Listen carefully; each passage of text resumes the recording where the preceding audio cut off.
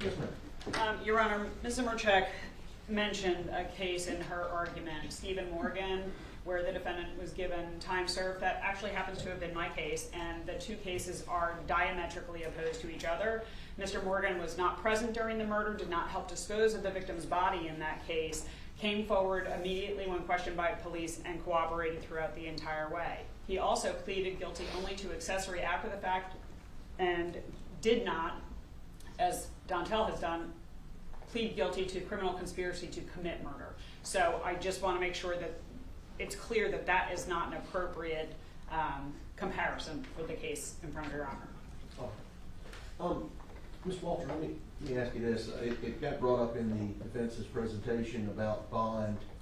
Am I correct that he was given a bond at one point but violated it? Yes, Your Honor. Both defendants were given bonds. They both violated it by having continued contact with each other. They were both violated, and then Ms. Jackson was released, violated again. It was sort of a revolving door. She was given an opportunity for home detention again, but continued to violate it. I believe there was one other bond hearing for Mr. Dontell, and that was denied.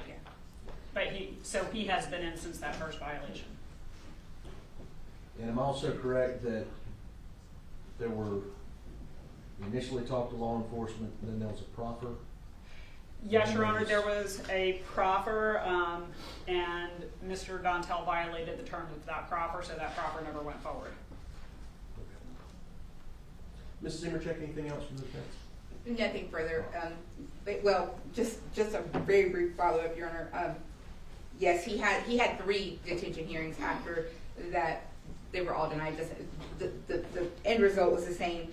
And Your Honor, he did the proffer and the testimony was all done prior to my involvement in the case, Your Honor. Obviously, when we were able to secure that protection for his family with the bond conditions and zones against his family and her and the children, Your Honor, he did sit down and I think fully cooperate with them and testified to those exact same details at the trial.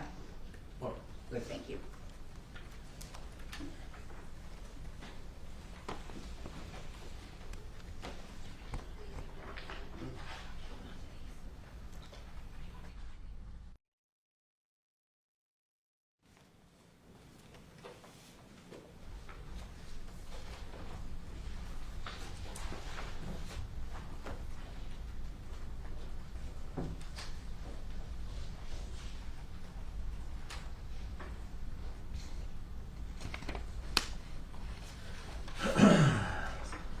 Okay. Mr. Dontell, your attorney has done a good presentation and quite frankly, I believe has done a remarkable job to get you where you are today. She's correct that my law clerk did go in and view your testimony in Megan Jackson's trial, but I also went back and viewed your testimony as well. Your testimony did differ in what you admitted to when you pled guilty to the charges you're here for today. My concern is simply this. I understand that you're remorseful. You're here today to take ownership over what you've done. However, by my math, it took about 1,500 days for that to happen. You said in your testimony in Ms. Jackson's trial that you were scared of Ms. Jackson. I don't know what you were scared of once she got incarcerated, though. She absolutely couldn't hurt your family when she was incarcerated. And you still decided that you wanted to withhold the truth. And then you testified or proffered again with the state and again gave them different information. The truth of the matter in this, according to your own testimony, is that you were present when Mr. Gregory Rice was gunned down and that you helped dispose of that body. You, a person who disposes of bodies, as your job. And yet it took you 1,500 days before you gave this family some solace in knowing what happened to their dad. I saw in your testimony where you hoped that your testimony would give you a lesser sentence. And I'll tell you that based on your testimony, the fact that you pled to an accessory and a co-conspirator is your lesser sentence. you very easily could be right where Miss Jackson is, doing life in prison. I will give you the credit for the time that you have served. You're entitled to that by statute.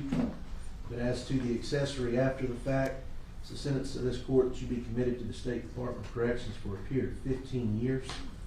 And as for the conspiracy, it's a sentence of this court that you be sentenced to the maximum again of 5 years, and those are to run consecutive.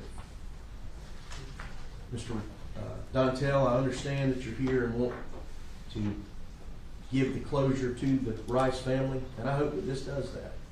And I hope that ultimately, when you get out, that you will remember what you've done to your own family and what you've done to the Rice family. But that's the sentence of this court. Thank you.